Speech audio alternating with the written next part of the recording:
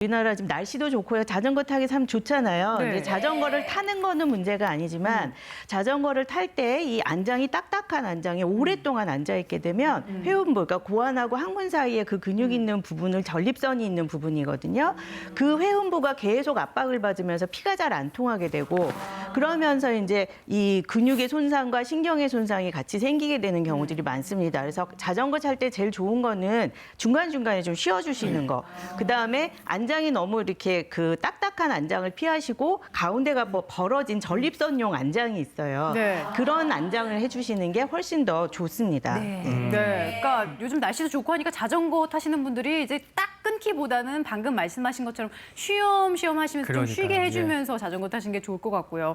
또 전립선 비대증을 예방할 수 있는 음식도 있다고 들었어요. 좋은 식습관으로는 어떤 게 있을까요? 자, 우선 이제 기본적인 개념은요. 우리가 그 흔히 아는 동물성 지방, 고칼로리, 유제품 뭐 이런 것들의 섭취를 좀 줄이고요. 야채나 채소의 섭취를 좀 늘리게 되는 거죠. 그리고 이제 좋은 음식은 흔히들 많이 아시죠. 뭐 토마토, 뭐 인삼, 홍삼, 마늘, 또 은행, 녹차 이런 것들이 전립선에 조금 도움이 된다고 하는데 사실은 이제 이런 방송 나가면 토마토만 막 드시는 분들이 있어요.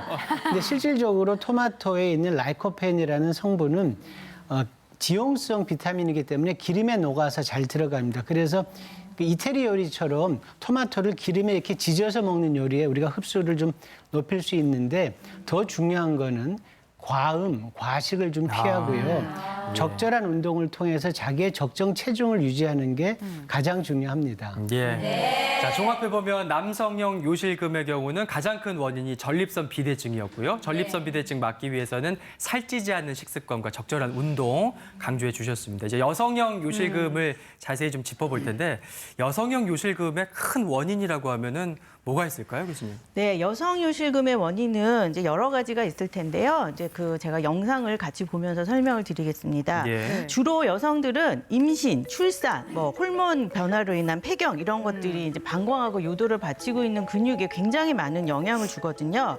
그래서 이 방광을 받치고 있는 골반의 바닥 근육, 이걸 우리가 골반 저근이라고 하는데 이게 늘어나거나 힘이 빠지거나 손상이 되면 요실금이 생기죠. 이게 복압성 요실금이라고 하는 거고 절박성 요실금은 이게 왜 생기는지는 아직은 잘 모르지만 방광의 어떤 근육이나 신경이 서로 신호가 아기가 잘 안 맞아서 소변을 참아야 될 때 참지 못하고 빨리빨리 센서가 고장 난 거예요. 그래요? 더운데 에어컨 틀어줘야 되는데 난방 틀어주고 예, 이런 예. 식이 되는 거죠. 그래서 참지 못하고 소변을 지려버리는 절박성 요실금이 생기는 것으로 보고 있습니다. 그렇군요.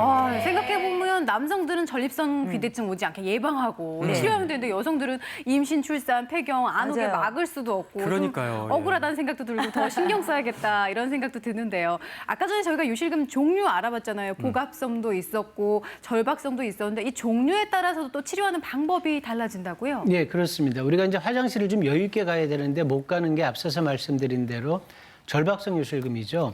자, 이런 경우에는 우리가 이제 방광 재활 훈련 또는 행동요법 이런 방법을 쓸 수 있는데요. 네. 자, 이런 분들은 소변이 처음 마려웠을 때 한번 참습니다. 그러면 뭐 다들 아시겠죠? 그 고비가 한번 넘어갑니다.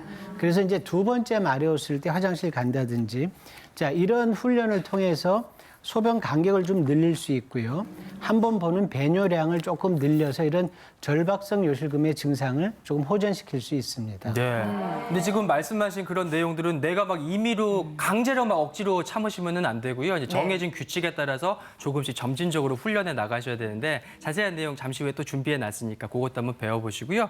복압성 요실금 같은 경우는 어떻게 치료를 해야 될까요, 교수님? 복압성 요실금은 일단 초기 증상일 때 증상이 심하지 않고 가끔 샌다. 그러면 케겔 운동 열심히 해주시면 도움이 되고요.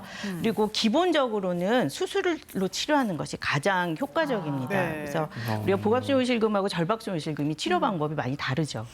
그렇군요. 이제 초기에는 아주